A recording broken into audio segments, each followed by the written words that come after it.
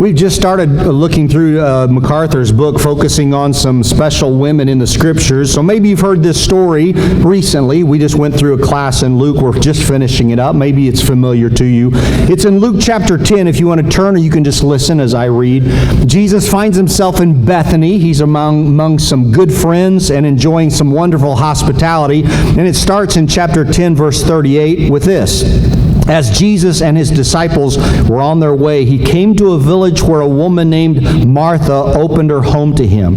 She had a sister called Mary, who sat at the Lord's feet, listening to what he said.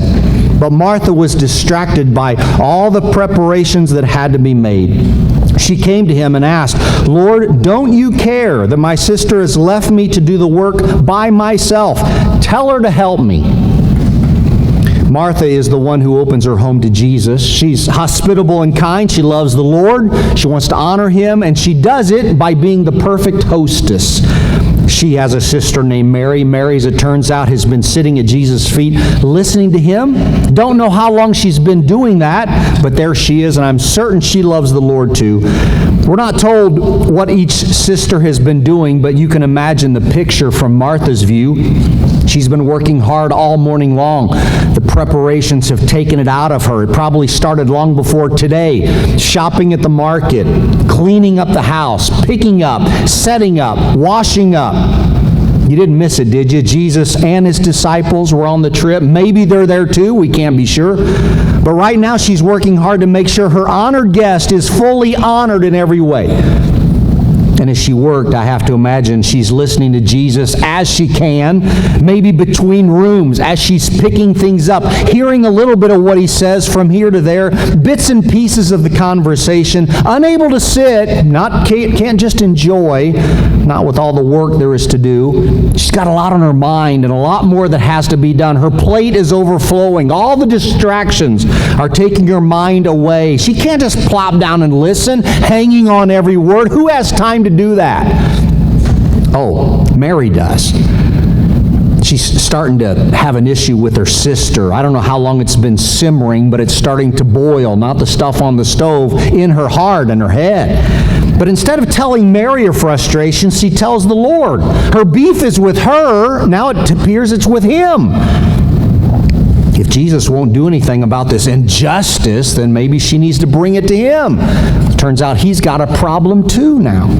Sets the record straight, she does. Pushes him to say something. Lord, don't you care that she has left me to do everything? Tell her to help me. Listen to her words. You tell her. Her insinuation is that he doesn't care, because if he cared, he would have done something. He hasn't done anything, so she forces his hand. Sounds like our own kids, if you have kids, in their little spat. It's called tattling in my book. He's touching me. She hit me. They won't leave me alone. She's not helping me. Martha's sweet, but Martha has issues. And I sympathize with her because I have issues too. She's doing something that is good. Notice that. Don't lose that. But maybe this isn't about what she's doing. It's about what she's feeling, what she's believing. That's her issue. See, what's happened here is, without anybody noticing it, there's been a transformation that has taken place. Martha has become a martyr. The innocent has become abused. She's a victim. Her work has been overlooked. She's being ignored. Her sister's inconsiderate. Her rights are being stepped on. And her guest may not have even noticed the injustice, the tragedy, the inhumanity that's happening right under his nose. Her sister's insensitive. She's lazy. And instead of taking her issue, her anger out on her, she takes it out on Jesus because, well, he must not care. Tell her to get up. Tell her to help me. Do something. Jesus could have met Martha's anger with his own, with a stern, "Martha! Martha!" But it appears he doesn't. He knows Martha loves him. He loves her. That's why he answers like this. Probably sounds more like this. "Martha, Martha, You are worried and upset about so many things, but few things are needed, or indeed only one thing. Mary has chosen what is better, maybe best, and it will not be taken away from her. Anytime you see Jesus repeat a name like that, he's loving the person, even while challenging the person. Now, let me be honest with you. I suffer from the same disease as Martha. Maybe you do too. There are times when I get involved in ministry and I work as hard as I can, and I look up to notice that some other people aren't doing what I am doing. They're not working near as hard as me. I'm up to my elbows in kingdom work. I'm paying attention to what is really important. I look around and where are you? Where are you? I may pick out one of you in my heart, in my head, and I start comparing you to me, what you're doing with what I'm doing. I build my case, and sometimes I take it to the Lord. Sometimes I complain to Him. Other times I might talk to somebody else about you, and either way I'm asking Him to kick you in the backside to set you straight. Have you ever done that? In my arrogance, in the moment, I think I can tell what is most important. And as it turns out, who would have thought, what God should be impressed with is what I am involved in. And what you should be doing is what I am doing too. It's kind of odd how that happens, but as it turns out, my ministry matters most right now. Does that sound familiar to you? Let's be clear about this. Martha is a wonderful servant. She's the perfect hostess. She's a great friend to Jesus. She loves Him with all of her heart, I would guess. And everybody who's in her home in this moment would know what kind of a ministry she's involved in, and they're blessed by it. Obviously, they're blessed by it. But she starts thinking that her service is most important. Her ministry is the focus. Her sister should be doing exactly what she's doing. Her feelings are at the top of the priority list, and her vision of how things should be happening must be adopted by Jesus Himself. Maybe later she regrets all of this. If she were here this morning, maybe she would regret we're talking about this. But Martha can't see past her own nose. She's forgotten what really was important. And here it is. You didn't miss this, did you? Jesus was most important. Jesus should be the focus. And I figure Martha had it in here for a while, but somehow she's lost it. She dropped it. She misplaced it. She can't figure out where she put that thought that He matters most. Mary's got it. Mary's figured it out. Mary's listening to the one who is most important. Martha's doing great, but her work, while should be appreciated, could be wiped away in a moment. After the meal is consumed and the dishes are cleaned and put back and the dust settles back on the furniture that she had just gotten it off of, and the day's over, her work is gone. But Jesus' words and His influence and His memory, it's going to last a long, long time. And Mary, for the moment, got it. And Jesus said the truth. Nobody could take away from Mary what she is taking away from Jesus. In some way, the joy that Martha had, she maybe by her own doing let it go. But Mary's treasure, that would last. She's chosen best. And Martha had a wonderful opportunity to serve the Lord, and she did it. Good thing. Don't belittle her service. It's incredible. Mary had the same wonderful opportunity. What did she do? She plopped herself right down at the feet of Jesus like a good servant and disciple would do, and listened. The rabbi was teaching. Take it in. Both ladies blessed Jesus, but Martha lost her focus and started for a moment, at least for a moment, for a day maybe, to think that it was all about the table or the crumbs or the dishes or the food or the service. Jesus sets her straight because she's distracted, and He tries to get her to see the truth. So let's unpack a little of this. First of all, we have different temperaments. All of us are different. And it kind of stresses us out, doesn't it? I mean, you should be more like me, shouldn't you? Really, deep down, honestly. We're wired differently for good reason. God purposed it that way. He made us that way. We are bent and twisted in a good way for good purposes, and it all works together as God does. God designs us to be different, uniquely different, and Mary and Martha, it looks like, are different. And some are like Martha, and they work, and they serve, and they minister, and they labor, and you'll always find them doing something. And some are like Mary, and they sit, and they share, and they talk, and they listen, and they learn. And you'll find them too, but you might have to be looking for them because they're not in the mix working hard. Truth be told, most of us are not one or the other. We're a mixture of both. But let me make my point. Because sometimes the Marthas don't get the Marys, and the Marys don't understand the Marthas. And we have conflict. Sometimes, honestly, the Marthas should stop a while and sit and listen. Sometimes Mary should get up and do something to help. But really, we should all learn to appreciate each other because there are different ways to honor the Lord on any given moment. And don't judge the other person and how they decide to serve the Lord or learn from Him. So be careful. I guess it's easier to focus on the Marthas. It's hard to miss them. Just yesterday, there was a really good, significant group of Marthas here. And some were men, and some were women, and some were young, and some were old, and they were working hard. You can just look on the back wall and see some of the things they did. Look in the kitchen, smell it, you'll see what they did. They worked really hard to make this place better so you could enjoy it. And every week around here, somebody's doing something, mowing the grass, cooking the food, changing the light bulbs, fixing what is broken, getting communion ready, cleaning up this mess, taking care of that, doing all kinds of work just so everybody can come in here and enjoy the fruit of their labor. And I'd like to recognize those people.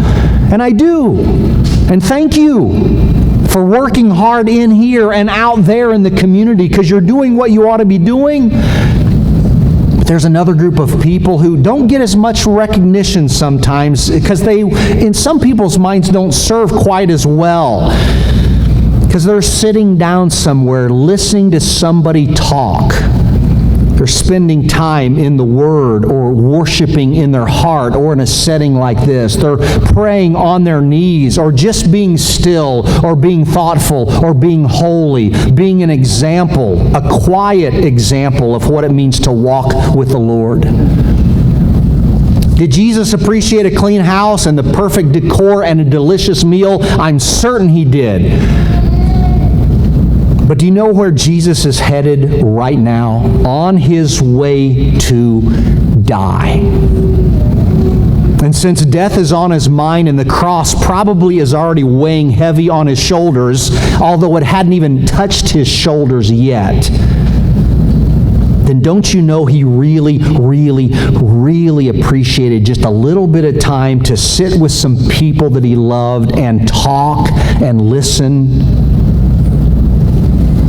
Just to be in the presence of some good friends who care deeply about you, just have a little time to relax and enjoy is precious.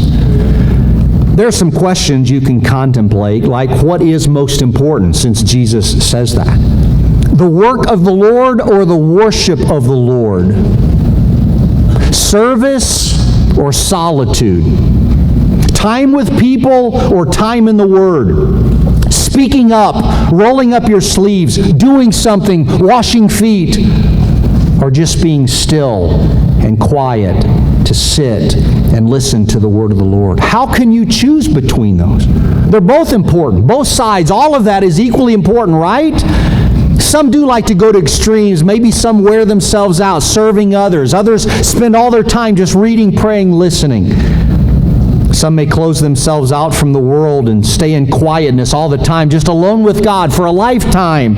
Others can't help but help everybody they can. Both maybe could use a little more of the other in their lives. But did you notice that Jesus did not willingly enter the sibling spat, but jumped in if He had to, and He did. Martha wanted Him to settle the score, verbally discipline Mary, and He has something to say, although He wouldn't think about doing what she asks. Let's be careful not to put Martha against Mary. Don't put one set of gifts, talents, and desires against another. There's no reason to pit service against devotion. It's not fair. We don't have to see some big fight between two sisters who are wired differently to see who comes out on top. I kind of figured Jesus probably wouldn't even have mentioned what he did if Martha hadn't have pulled him to it. But she did, so he spoke. Martha begs Jesus. He says a little something, but doesn't say what she expected. And I think Martha and Mary both learned something on that day, from Jesus on that day. And as much as we'd like to think that both sides of this in every way are equal, pay attention, because Jesus does say what is better. Don't miss it. Don't miss it. I think if we wanted to be general for a moment and not be also spiritual, just how about this? Choose people over projects. And maybe walk out of here saying that to yourself. This week, I will choose people over projects. Getting to know somebody over working hard for somebody. Listening and learning and loving a person over doing anything for that person. Just try it. It's important. Irma Bombeck, this witty, wonderful writer, died in 1996, but left behind some treasures. Maybe you've heard this one, reprinted many times. First originated in 1979, entitled, "If I Had My Life to Live Over." I've shared this before, maybe you've heard it. Here are a few things she said. "If I had to live my life all over again, I would have waxed less and listened more. I would have invited friends over to dinner, even if the carpet was stained and the sofa faded. I would have taken the time to listen to my grandfather ramble on about his youth. I would have burnt the pink candle that was sculpted like a rose before it melted while being stored. I would have sat cross-legged on my lawn with my children and never worried about grass stains. I would have cried and laughed less while watching television and more while watching real life. I would have eaten less cottage cheese and more ice cream." Yes. "When my child kissed me impetuously, I would never have said, 'Later, now get washed up for dinner.' There would have been more 'I love yous,' more 'I'm sorries,' more 'I'm listenings,' more giving another shot at life. I would seize every moment of it if I could do it again. Look at it, really see it, try it on, live it, exhaust it, and never give that minute back until there was nothing left of it." To truly understand the opportunity of the moment and squeeze life out of every moment and cherish more than anything else the people who are in the moment. Henry Nouwen coined the phrase ministry of presence. Listen to what he says. "More and more the desire grows in me to simply walk around, greet people, enter their homes, sit on their doorsteps, play ball, throw water, be known as somebody who wants to live with them. It's a privilege to have the time to practice this simple ministry of presence. Still, it's not as simple as it seems. My own desire to be useful, to do something significant, or to be part of some impressive project is so strong that soon my time is taken up by meetings, conferences, study groups, and workshops that prevent me from walking the streets.